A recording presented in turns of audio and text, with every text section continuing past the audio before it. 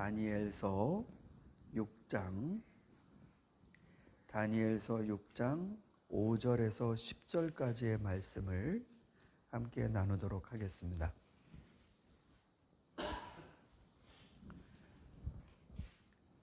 (5절에서 10절) 우리 한 절씩 읽도록 하겠습니다. 그래서 그들은 서로 말하였다. 다니엘이라는 자는 그가 믿는 신의 법을 문제 삼지 않고서는 고발할 근거를 찾을 수 없다.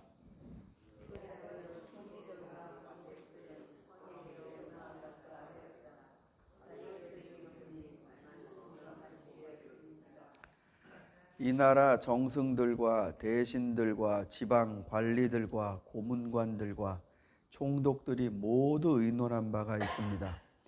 임금님이 법을 한 가지 만드셔서 금령으로 내려주시도록 요청하기로 하였습니다. 그 법은 앞으로 30일 동안에 임금님 말고 다른 신이나 사람에게 무엇을 간구하는 사람은 누구든지 사자굴에 집어넣기로 한다는 것입니다.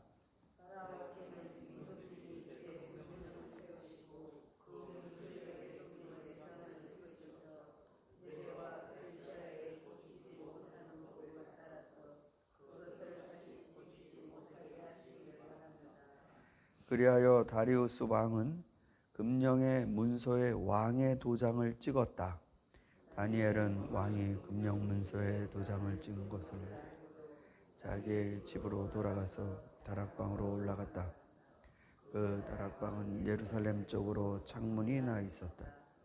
늘 하듯이 하루에 3번씩 그의 하나님께 무릎을 꿇고 기도하며 감사를 드렸다. 아멘.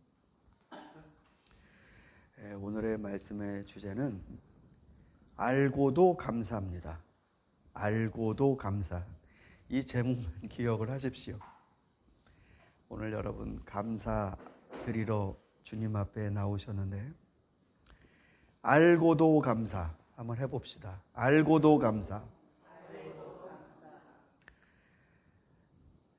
이 다니엘의 상황을 우리가 지금 읽었습니다만 다니엘은 굴러들어온 돌이고 거기에 귀족들과 고위 관직자들, 박힌 돌들이 시기하여서 다니엘을 여러 번 왕 앞에서 비판하고 그리고 모함했었습니다. 도저히 안 되니까 이번에는 죽일 음모를 급기야 이렇게 짰습니다. 왕이 한번 도장을 찍으면 다시는 취소하지 못한다. 요새 이 불가역적이라는 표현이 우리도 심심치 않게 듣습니다만 거꾸로 못 돌린다는 거죠. 이 도장을 찍으면 이 불가역적 금령이 됩니다. 그래서 이 30일 동안 이 왕 외에 어떤 누구에게도 기도를 하고 혹은 예배를 하는 이 모습은 사자굴에 던져진다. 이 다니엘이 왕이 거기다 도장을 찍었다는 걸 알았습니다. 아니, 자기를 죽을 음모라는 것도 알았습니다. 그런데 그걸 알고도 돌아와서 다락방으로 올라갔고 거기에서 예루살렘 창문을 향해 무릎을 꿇고 감사 기도를 드렸다고 합니다.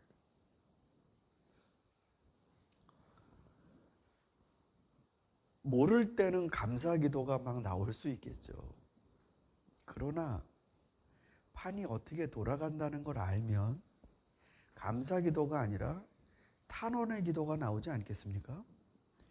여러분이 시편을 보시면 찬양하는 시도 많지만 탄원시, 주님 죽게 생겼습니다. 어디 계십니까? 이런 시가 훨씬 더 많이 나옵니다. 탄원시는 하나님께서 지금 당장에 역사해 주지 않으시면 하나님의 영광과 하나님의 백성들이 큰 피해를 입습니다. 그거를 근거로 간절히 기도드리는 것이죠. 지금 누가 봐도 이게 탄원시 타이밍입니다. 여호와여 어찌하여 가만히 계시나이까. 원수들이 지금 주님을 모욕하려고 합니다. 여호와여 일어나소서. 지금 이런 기도를 해야 될 때거든요. 그런데 감사기도를 했대요. 감사기도는 하나님이 하신 일, 할렐루야, 우리의 처지를 주께서 아셨으며 주의 은혜를 우리에게 부어주셨도다. 감사기도는 주님께서 하신 일, 주님께서 내 비참함에 응답하신 일, 그 탄원의 마음이 충족됐을 때 나오는 게 감사십니다. 그런데 지금 이 상황에서 다니엘은 감사기도를 드렸답니다.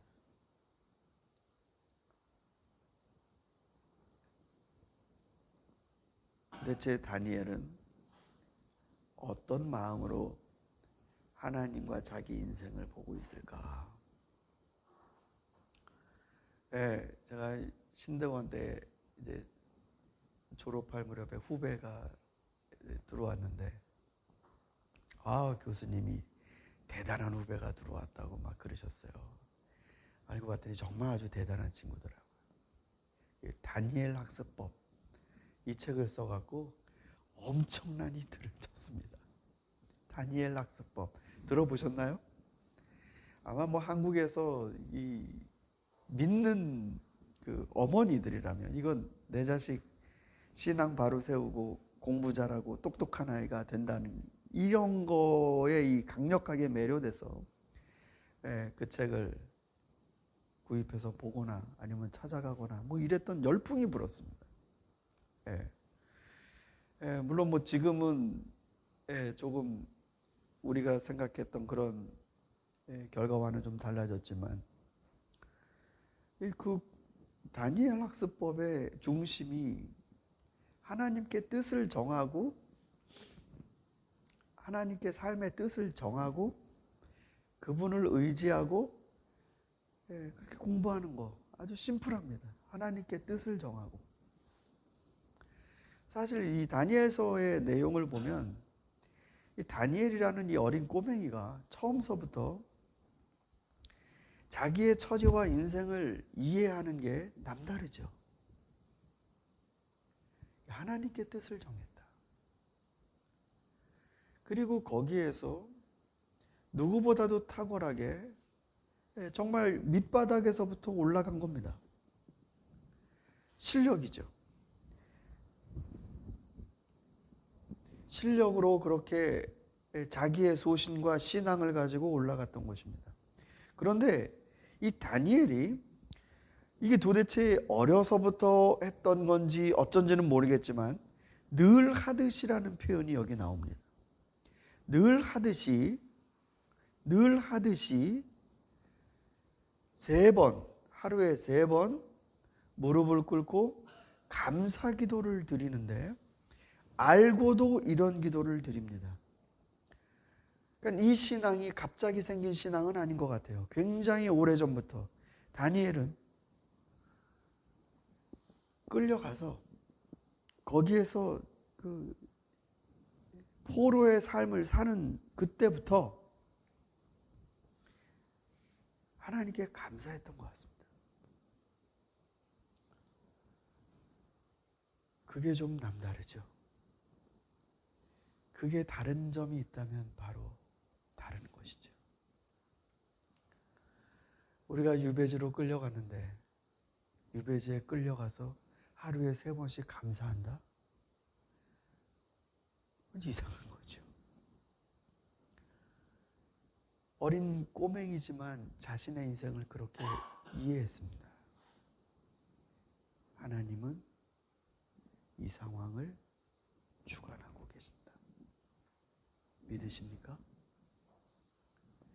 여러분도 이걸 믿으세요? 하나님이 이 상황을 주관하고 계신다.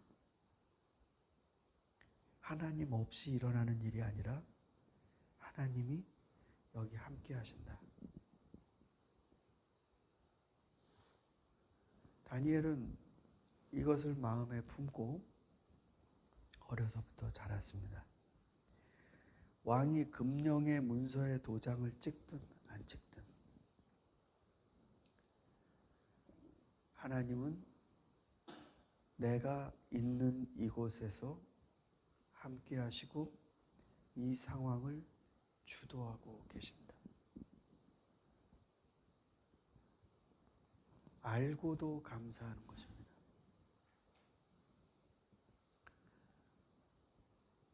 예수님도 알고도 가셨죠.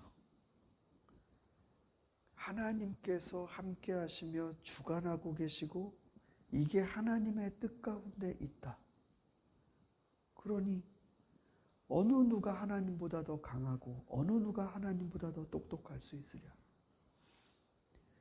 그분이 나에게 주시는 길의 인도하심은 내 지혜보다도 뛰어나지 않는가? 이거를 하루에 3번씩 기도했다고 합니다. 그러니까 다니엘의 심지가 굳을 수밖에 없습니다.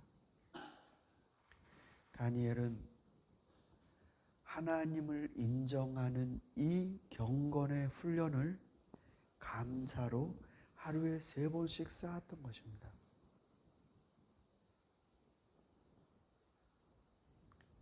우리가 종족을 많은 열방들을 전도하기 위해 노력하고 기도하고 시간을 쓰지만 여러분 감사하는 이 힘이 얼마나 위대하냐면 나중에 다리우스 왕이 다니엘이 믿는 이 하나님을 믿어라라고 그 나라 종교를 바꿔버립니다. 신앙을. 그러니까 다니엘이라는 사람이 하나님 앞에 이런 삶을 산다면 다니엘이 믿는 그 하나님을 믿어라. 여러분, 우리가 감사를 드리는 삶은 선교입니다. 감사를 드리는 삶은 다른 이들을 바꿔놓는 것입니다. 내 한 사람이 내가 처한 이 문제를 어떻게 보는가? 그건 내 개인에게서 끝나지 않습니다. 하나님이 하시는 일, 그건 정말 위대합니다. 다니엘은 그걸 믿었을 뿐입니다. 흔들리지 않고 하루에 3번씩 자기를 붙드는 기도를 드렸습니다. 그리고 그 나라가 바뀌어버렸습니다. 사랑하는 성도 여러분, 하나님이 여러분과 같이 함께 계시다. 이걸 마음에 굳건히 믿으시면 뻔히 보이는 불행과 역경 앞에서도 감사하실 수 있습니다. 이것이 드디어 왔구나. 우리 가정이 주 앞에 더 깨어있게 하시려고. 드디어 이게 왔구나. 내가 하나님 앞에 헛된 걸 버리고 진짜만을 남기게 하시려고 주님이 보내신 것이구나. 알고 감사드립니다. 여러분 안에 찾아온 일들 중에 하나님이 모르시는 일이 있을까요? 하나님이 잠깐 어디 딴 데 보시는데 벌어진 이상한 일들일까요? 하나님 함께 하십니다. 하나님은 올바른 일만 하시는 분이 아니시라 그분이 하시는 일이 올바르십니다. 하나님은 착한 일만 골라서 하시는 분이 아니시고 그분이 하시는 일이 선하십니다. 우리 가운데 오셔서 하나님이 함께 계시다라는 이 굳건한 신앙은 감사의 원천이 됩니다. 모든 것이 협력하여 선을 이루느니라. 나쁜 일이 어디 있어요? 하나님 앞에 나를 주님이 원하시는 그 의와 선에 세우시기 위해 인도하시는 하나님의 또 다른 감사하신 배려지요. 오늘 새벽에 나오신 성도 여러분, 알고 기도하시는 분들이 되시기 바랍니다. 다 하나님 아래 일어나고 있는 일들입니다. 그리고 그 하나님은 여러분을 진심으로 사랑하십니다. 그렇다면 잘못되지 않을 것입니다. 나쁜 놈들이 와서 나를 죽이려고 이상을 만들어서 어떻게 한다고 해도 하나님 아래 벌어지고 있는 일 알고도 감사기도 드렸다. 이게 우리들의 신앙이 될 수 있기를 소망합니다. 우리 시간 같이 기도하겠습니다.